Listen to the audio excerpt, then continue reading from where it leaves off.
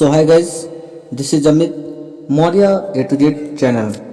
दोस्तों, आज इस सिमुलेशन के थर्ड पार्ट में हम लोग सीखेंगे change pronouns. Change pronouns means क्या होता है? सर्वनाम का परिवर्तन। सर्वनाम का परिवर्तन क्या होता है और कैसे करते हैं, इसके लिए हमें इस टेबल को समझना बहुत ही ज़रूरी है। जैसे यहाँ पर पहला लिखा हुआ पर्सन्स और दूसरे नंबर पे लिखा हुआ सब्जेक्ट, तीसरे नंबर पे लिखा हुआ है ऑब्जेक्ट और देन लिखा हुआ आपका पॉजेसिव केस। तो आपका जो पर्सन्स होता है वो कौन से होते हैं? जैसे first person, second person and third person, है ना। और अगर सब्जेक्ट की बात करी जाए तो सब्जेक्ट में कौन कौन होता है? जो किसी कार्य को करता है ना, कार्य को करने वाला क्या कहलाता है? सब्जेक्ट कहलाता है। उसके द्वारा कहाँ पर कौन सा काम किया गया वो क्या कहलाएगा? ऑब्जेक्ट कहलाएगा। क्या कहलाएगा? ऑब्जेक्ट कहलाएगा। क्लियर है। और इसके बाद जो पॉजेसिव केस है वो क्या होता है? अधिकार प्रकट करने के लिए इसका प्रयोग करते हैं। अधिकार प्रकट करना, है ना। जैसे मेरी बुक तो माई बुक, है ना। और हमारी बुक तो फिर क्या हो जाएगा? Our book. तो ऐसे वर्ड्स जो अधिकार प्रकट करते हैं, अधिकार अपना दिखाते हैं, वो हमारे पॉजेसिव केस होते हैं। ठीक है। और प्रोनाउन क्या होते हैं? जैसे यहाँ पर लिखा हुआ सब्जेक्ट में I, we, you, they, he, she, it, और ऑब्जेक्ट में लिखा हुआ है me, us, you, them, him, her, it. और इसके बाद पॉजेसिव केस में लिखा हुआ है my, our, your, their, his, her, its. इन सब को मिलाकर ही बोला जाता है प्रोनाउन। क्लियर है। और प्रोनाउन क्या होते हैं दोस्तों? तो नाउन की जगह पर बोले जाने वाले शब्द ना, जो नाउन के स्थान पर बोले जाने वाले शब्द होते हैं वही क्या कहलाते हैं?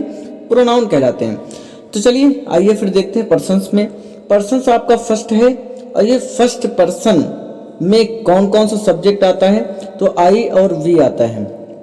आई मतलब मैं, वी मतलब हम। तो ये दोनों ही सब्जेक्ट आपके फर्स्ट पर्सन के हैं ना।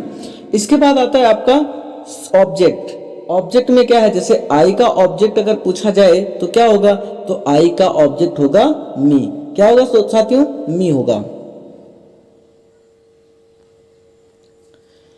और अगर वी के बारे में पूछा जाए कि वी का ऑब्जेक्ट क्या होगा, तो वी का ऑब्जेक्ट अस होगा। क्लियर है साथियों। मीन्स आई का ऑब्जेक्ट मी होगा और वी का ऑब्जेक्ट अस होगा। अब चलते हैं पॉजेसिव केस पे। तो आई का जो पॉजेसिव केस होता है वो क्या होता है? माई होता है। क्या होता है? माई, मेरा, है ना। और वी का जो पॉजेसिव केस होता है वो आवर होता है, मतलब हमारा। तो ये दोनों ही वर्ड क्या है? ये आपके फर्स्ट पर्सन के हैं। किसके हैं? फर्स्ट पर्सन के, है ना।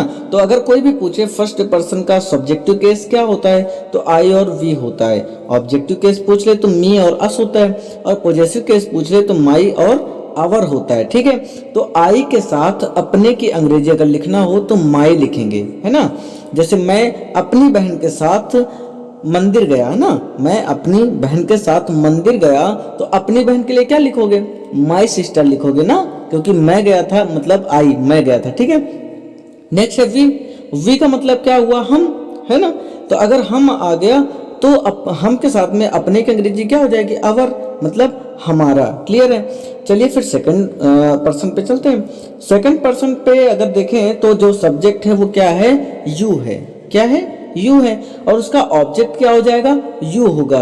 और यू का ही पॉजेसिव केस क्या हो जाएगा? तो योर हो जाएगा। क्या हो जाएगा? योर हो जाएगा ना। तो याद करना बिल्कुल ही आसान है ना। तो सेकंड पर्सन की अगर बात करें तो सब्जेक्ट आपका यू होगा, ऑब्जेक्ट यू होगा, और पॉजेसिव केस क्या हो जाएगा? तो योर हो जाएगा, मतलब आपका या फिर तुम्हारा। क्लियर है। चलिए थर्ड पर्सन की बात कर लेते हैं। थर्ड पर्सन में लिखा हुआ दे, ही, सी, इट। ये आपके चारों सब्जेक्ट हैं। क्या है? सब्जेक्ट हैं। दे, ही, सी, इट। और वो भी कैसे हैं? थर्ड पर्सन के सब्जेक्ट, है ना। ऑब्जेक्ट की बात करी जाए तो क्या हो जाएगा? देम हो जाएगा। दे का क्या हो जाएगा? देम हो जाएगा। ही का हिम हो जाएगा। सी का हर हो जाएगा। और इट का इट ही रहेगा। ठीक है। अब अगर पॉजेसिव केस की बात करें तो दे का पॉजेसिव केस दियर होगा, ही का पॉजेसिव केस हिज होगा, सी का पॉजेसिव केस हर होगा, और इट का पॉजेसिव केस क्या हो जाएगा? इट्स होगा ना। और दे का मतलब क्या होता है? दे का मतलब वे, है ना। और ही का मतलब क्या होता है? वह। लेकिन ये पुरुष के लिए लगाया जाता है, जिसे पुल्लिंग बोलते हैं। सी किसके लिए लगाया जाता है? और सी का मतलब भी क्या होता है? वह होता है, लेकिन स्त्रियों के लिए लगाया जाता है ना, स्त्रीलिंग जिसको बोलते हैं। और इट का मतलब क्या होता है? वो निर्जीव के लिए यूज करा जाता है ना। निर्जीव के लिए इट मतलब या, इसके लिए यूज करा जाता है। ठीक है। तो अगर ये first person, second person, third person की बात आती है तो ये तीनों ही आपके प्रोनाउंस हैं, और इनका चेंजेस कैसे होगा वो आगे हम लोग अभी देखेंगे।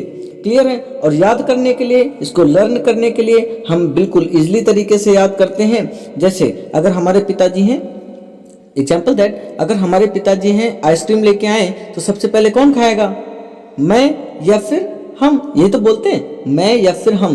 तो प्राथमिकता सबसे पहले किसको दे रहे हैं, खुद को दे रहे हैं ना। तो आई मतलब मैं खाऊंगा या फिर हम खाएंगे, ऐसा बोलते हैं ना। और अगर हम दोनों से बचा तो किसको देंगे, यू, मतलब सेकंड पर्सन को देंगे, मतलब आपको देंगे। क्लियर हुआ है ना। तो पहले मैं खाऊंगा देन आपको दूंगा, और अगर हम दोनों से बचेगा ना तभी हम तीसरे को प्रोवाइड करेंगे। क्लियर है।